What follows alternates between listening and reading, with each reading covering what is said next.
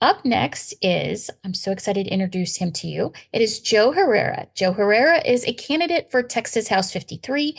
He's running for an open seat vacated by Andrew Murr. Welcome, Joe. I'm so glad you're running for office, especially in your district. So I can't wait for you to tell us a little bit more about who you are and why you're running for office. Hey, Nancy, thank you. Thank you for the opportunity, and thank you for everybody that is watching online.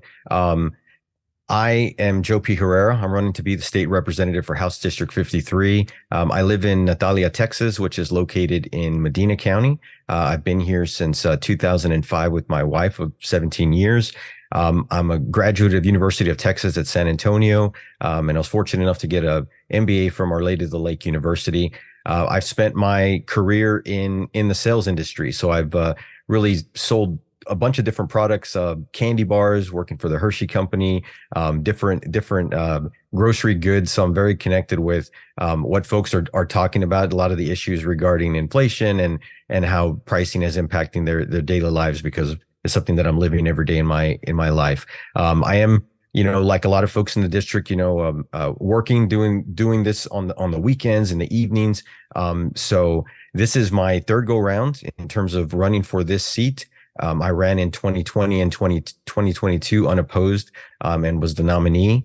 It is a very red district. So you can tell by it's kind of like West Texas. So it comes from Medina County all the way out west toward Pecos and up to Llano, Mason, Menard. It's a big geography. It's been gerrymandered a few times.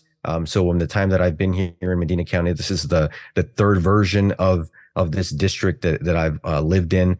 And the reason that I decided to get into politics and to run for this was that I felt that, our individual rights and freedoms have been, under attack for too long. And I really want to give the people in House District 53 a chance to vote for somebody that's, open-minded and willing to listen to their issues, and not just pander to folks that are supporting them because of the party that they're running for. I think that it's important that everybody feels represented. And I can say that since I've lived in this area, for the exception for the one time that Medina County was part of a different Democratic district, for at least the last 10 years, I felt like my issues, my voice was never being heard in Austin. The things that were impacting me and a lot of rural communities, like Natalia, were being unheard. So, I want everybody in this area, regardless of their party affiliation, to really have a chance to be successful, to do better than the generation before them, to have a chance to go to college, to have a chance to go to a trade school,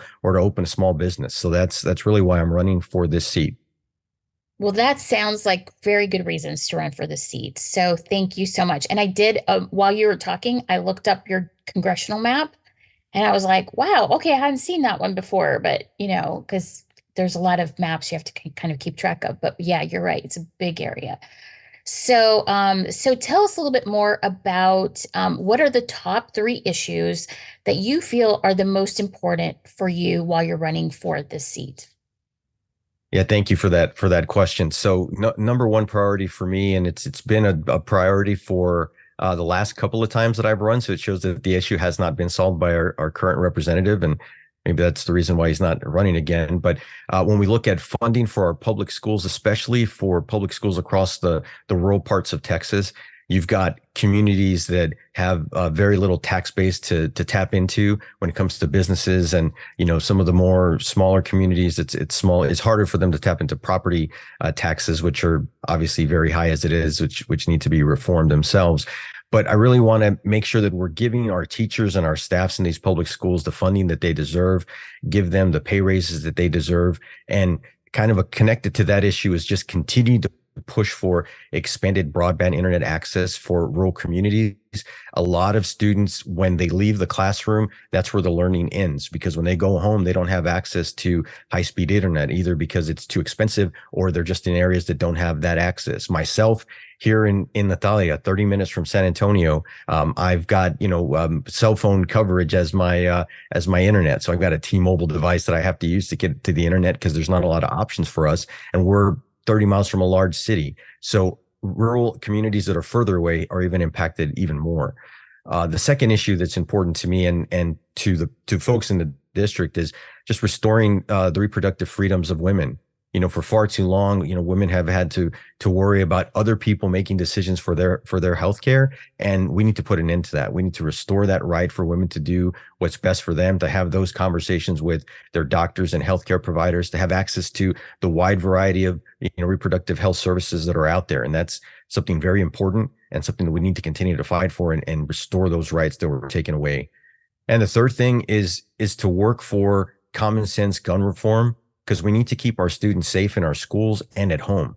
What I can say is one of the candidates that is potentially going to be running against me when he's in his own primary, his sole focus for the last 10 years has been expanding gun rights, and he played a pivotal role in the recently passed constitutional carry law. So I want to make sure we're talking about protecting our students, protecting our children, and reforming, gun laws, making sure that we've got common sense gun laws. There's people that are out there hunting and gun owners that are very, safe and they do the right things. But we have weapons out there that are weapons of war that we need to kind of rein in, and we have to put serious policies in place to protect everyone. And it's the right thing to do.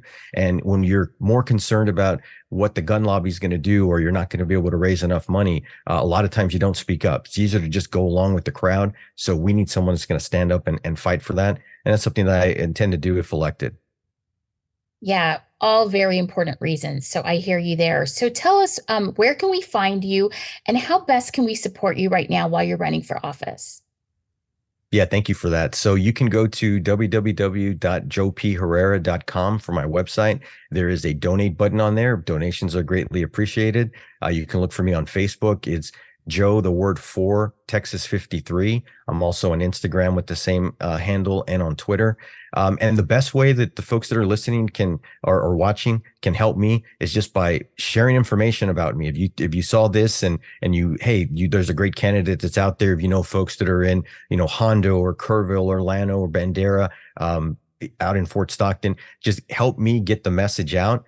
Right now, we do have some hardcore donors that have made donations over the last couple of cycles, but a lot of it is just my own, credit card bills that I put expenses on credit cards. So help me get the name out, share my website. You can actually email me at joe4texas53@gmail.com if you've got questions to get in contact with me. So look forward to questions and for meeting a lot of people out there over the next couple months.